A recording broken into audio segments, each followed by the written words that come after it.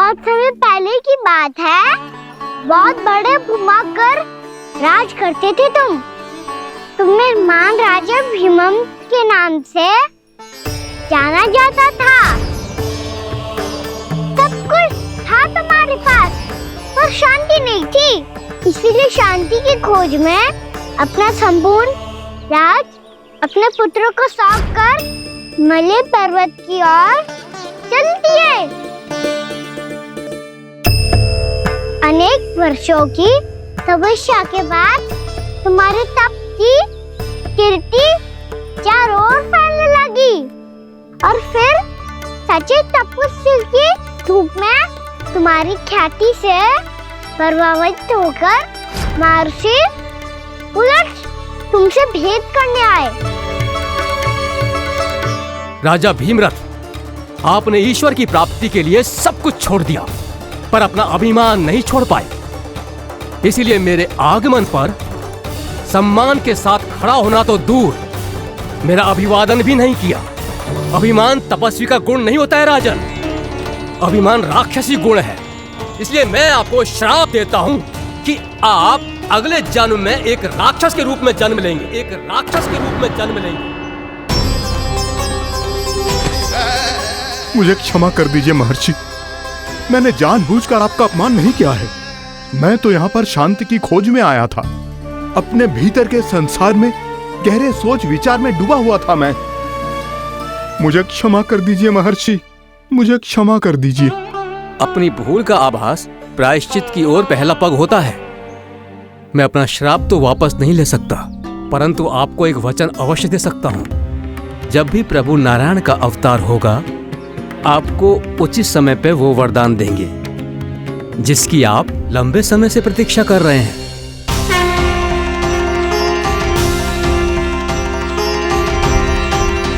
प्रभु, आपने मेरी आंखें खोल दी। अब मुझे पता चल गया है कि आप कौन हैं और मैं कौन हूँ। इसलिए आप मुझ पर कृपा करके अपने चरणों में स्थान दे दीजिए। मुझे वो शांति प्रदान कीजिए जिसकी खोज में मैं वर्षों से भटक रहा हूँ। शांति तो मोक्ष में ही है, इसीलिए मैं तुम्हें मोक्ष का वरदान देता हूँ।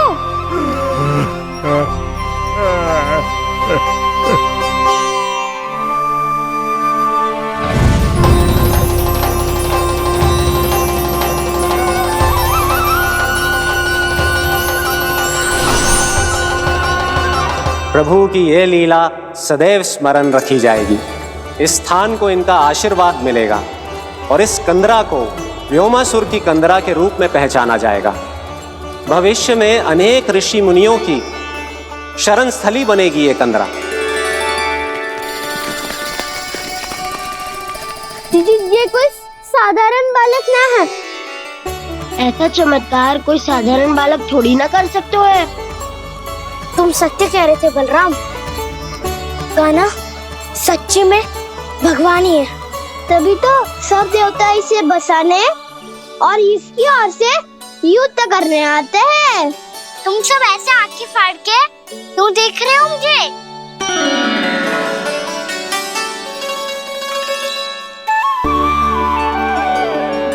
बलराम, तुम बलवान हो और कान्हा भगवान है। दूर दूर तक कोई दिखाई न दे रहा है। ना जाने किस हाल में होंगे बालक। कहीं हम ही तो मार्ग ना भटक गए शीघ्रता के चक्कर में। अब तो एक पग भी ना चलो जा रहे हो। जल, किसी के पास जल है क्या? कंठ तो मेरा भी सूख रहा है मौसी। भाभी, निकट ही जमुना जी है, कहूँ तो वहां से जल ले आओ। मैं भी जा रही हूँ भाभी, एक से भले दो। हाँ चल, शीघ्रता से आओ। हाँ।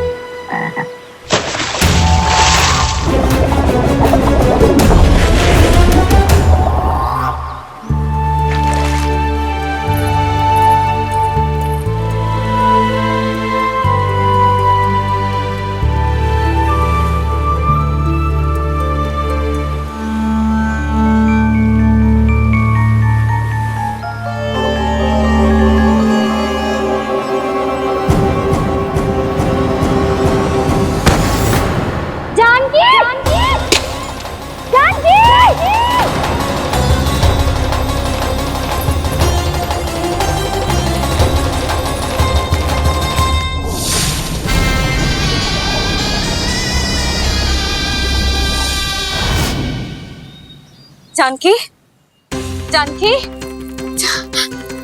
क्या होगा इसे? देखो ना जी, अब छलिया की सूचना मिलते ही हम सब बालकों को ढूंढने चली गई और ढूंढते ढूंढते सबको बहुत प्यास लगी आई जी। तो जानकी जमुना जी की नदी से जल लेने गई और उसने जमुना जी का पानी पिया और उसकी जेदशा हो गई। बालक कहाँ है? वो ठीक तो है ना? ऊपर से सब ठीक है पर भीतर से बहुत भयभीत है सब। जानकी तो बिल्कुल नीली पड़ गया है। लग तो है विष फैल गया है इसका पूरे तन में। मथुरा के सौ से विदेश जी को बुलाए गए हैं उसके उपचार के लिए।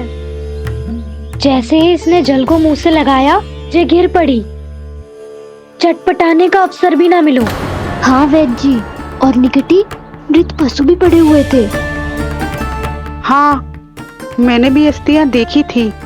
इसका तो यही अर्थ हो सकता है कि समस्या वहाँ के जल में ही हो। वैद्य जी, आप रोगी की नाड़ी पे ध्यान दो ना। जे गोपिया क्या कह रही है उसे सुनने की आवश्यकता ना है। जब तक विष के कारण का पता नहीं चल जाता, हम उपचार कैसे कर सकते हैं रानी जी? जी, वो निकट ही यमुना जी में एक विशेष क्षेत्र है। ये सब उसी के जल की बात कर रही हैं। तब तो ऐसा भी हो सकता है कि किसी विषैले सर्प के काटने का प्रभाव हो। पर सर्प के काटने का चिन्ह ना है उसके तन पे। सर्प जब काटता है तब उसके दांत के चिन्ह बन जाते हैं। मुझे पता है, बड़े बड़े सर्प को काटते हुए देखो है मैंने। एक दिन अब बस कर उज्जवल, ये बड़ी बड़ी हाँकने का समय ना है। पर यदि सर्प ने ना काटो है, फिर जानकी की ये दशा किसने की? अवश्य किसी राक्षस ने की होगी। नाना, कोई विषैला पशु भी तो हो सकता है। यह अवश्य किसी माँ विषैले सर्प के विष से हुआ है। सर्प ने भले ना काटा हो, लेकिन यह अवश्य ही किसी महाविषैले सर्प के विष के कारण हुआ है। कालिया नाग। कालिया नाग?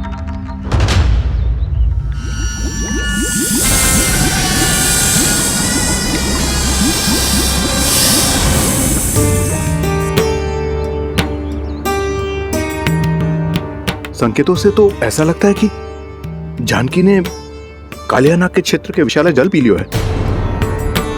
कालिया नाग एक लोक श्रुति है, कल्पना में गढ़ी हुई एक कथा, और कछु ना है। हमें जाके पता लगाना पड़ेगा। पर हमें वहां जाने से मना किया है ना बड़ों ने। उज्जवल सही कह रहे हो है। इस समय जानकी के स्वार्थ से अधिक महत्वपूर्ण और कछु ना है। जानकी हमारे लिए ही जलाने गई थी जी। ना मैं उसे जाने देती ना जैसा वो तो। वैद्य जी, आप शीघ्र कछु करो, कैसे भी कछु भी करो, पर इसके प्राण बचा लो। यशोदा, धैर्य रखो, श्री नारायण पर विश्वास रखो, वो सब ठीक करते हैं।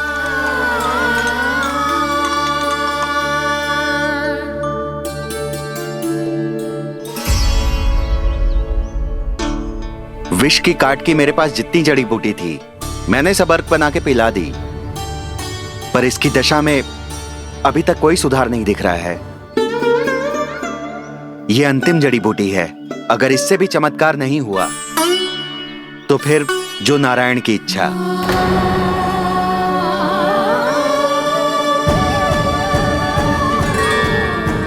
पर कोई तो उपाय होगा जानकी को बचाने का। कान्हा, यदि तुझे किसी औषधि के बारे में पता है, हमें बता दे, हम जाके ले आएंगे।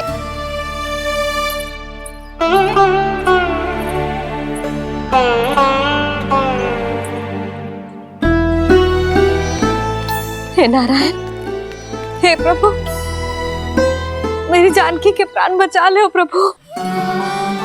या तो मैं अपने आप को कभी क्षमा न कर पाऊंगी। ये सारी मेरे ही कारण बनाई थी। उसकी रक्षा करो प्रभु, मेरी पुकार सुनो। कान्हा, तूने हमें वत्सासुर से बचाया था ना? और बकासुर से भी तो। और छलिया से भी तो तूने ही बचाया था ना हमें। क्या ऐसा कोई उपाय ना है जानकी को बचाने का? धनवंतरी,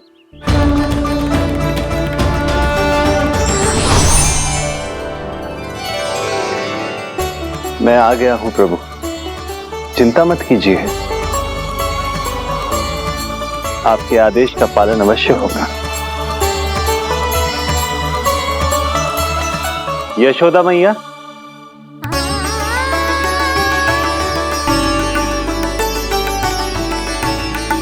मैया आपको कोई पुकार रहा है।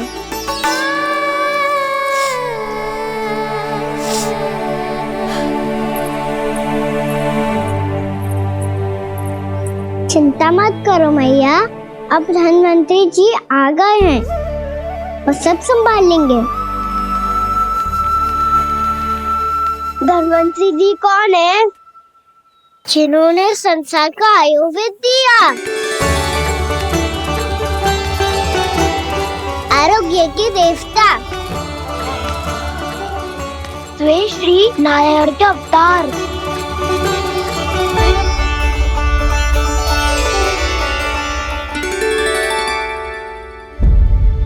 मुझे पता चला है कि आपको वेद की आवश्यकता है। हाँ हाँ, भीतर आइए।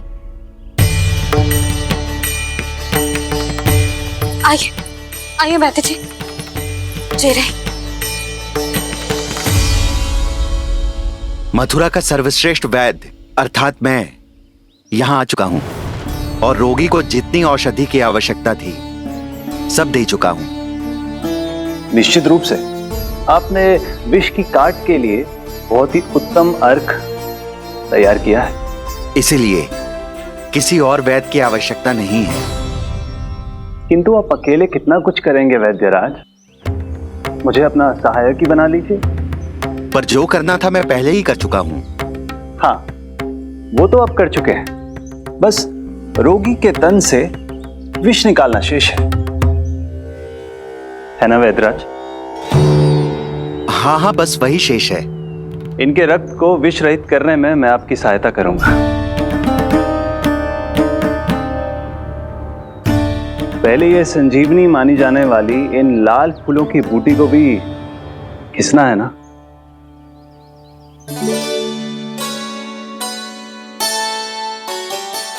हाँ हाँ, तुम सही कह रहे हो, इसे अच्छे से घिसो।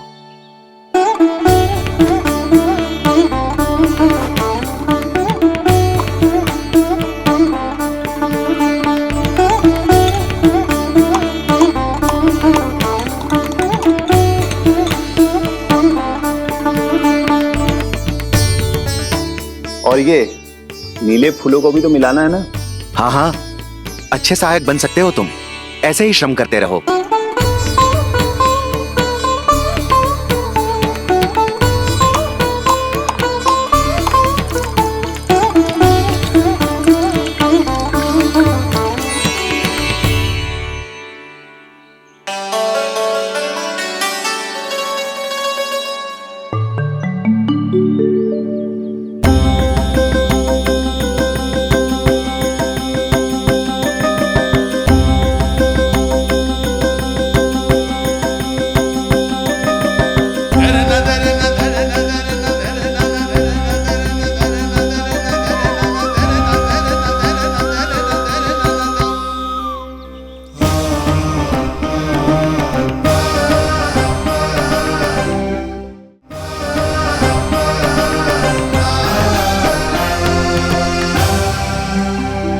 जानकी स्वस्थ तो हो जाएगी ना धनवंतरी जी? धनवंतरी? प्रभु, अब मैं क्या करूं? आपने तो स्वयं ही मेरी पहचान उजागर कर दी। जी क्या करो कान्हा? आप सब ऐसे क्यों देख रहे हो? मैया कहती है ना, सभी वैद्य धनवंतरी जी का ही रूप होते हैं। वाह कृष्णा, चतुर तो हो तुम। वैसे वास्तविक धन्वंतरी मैं हूँ, मेरा अर्थ है वास्तविक वैद्य मैं हूँ। ये तो मेरा सहायक है, मुझे पूरा विश्वास है बिल्कुल ठीक हो जाएगी। वैसे ही थोड़े ना मुझे मथुरा का सर्वश्रेष्ठ वैद्य कहते हैं लोग।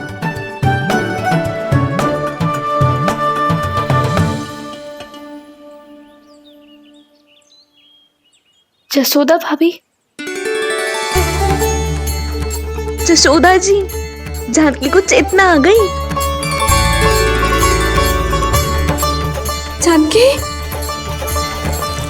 जानकी, जानकी, तू ठीक है ना? क्षमा करना भाभी, मैं आपके लिए जल ना ला पाई। बस बहुत भूख लगी है। मैं अभी कछु लाती हूँ। जानकी, माखन खाओगी?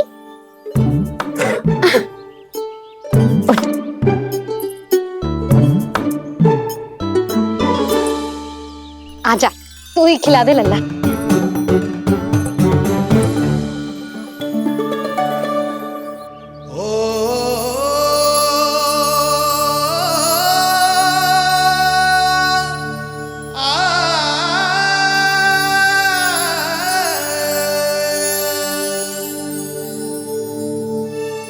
तुम सब मेरे लल्ला को माखन चोर कहती हो ना?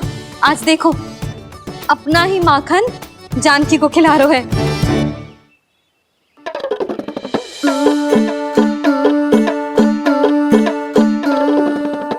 थोड़ा और विश्राम कर लो।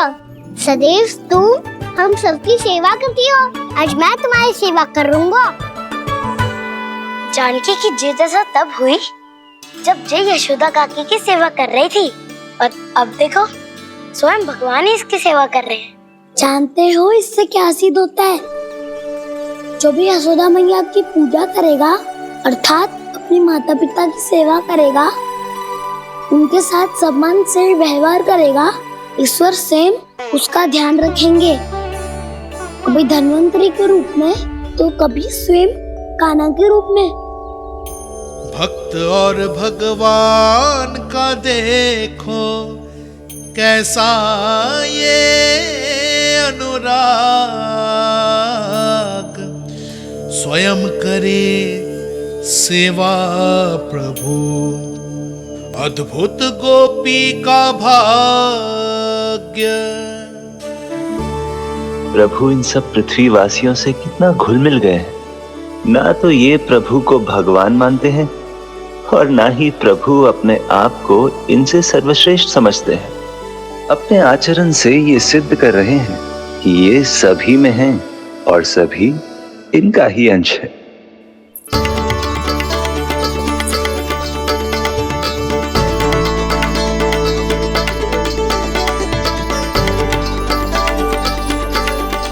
प्रभु, अब मुझे जाने की आज्ञा दीजिए।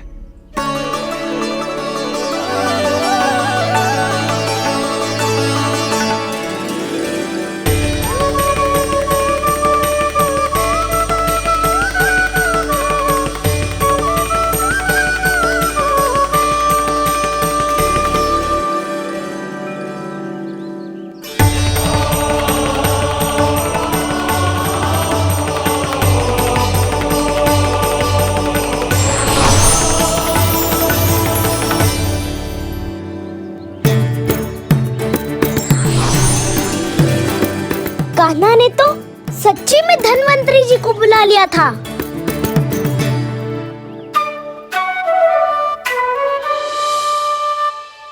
जब से कान्हा का जन्म हुआ है ना, मैं तब से देख रही हूँ, तब से हम पे कोई भी संकट आती है ना, तो अचानक से कोई अपरिचित हमारी सहायता करने आ जाता है, और जाते समय कान्हा की आज्ञा लेके जाते है, और कभी कभी तो इसे प्रभु बोल के जाते है। बाबा संभालो।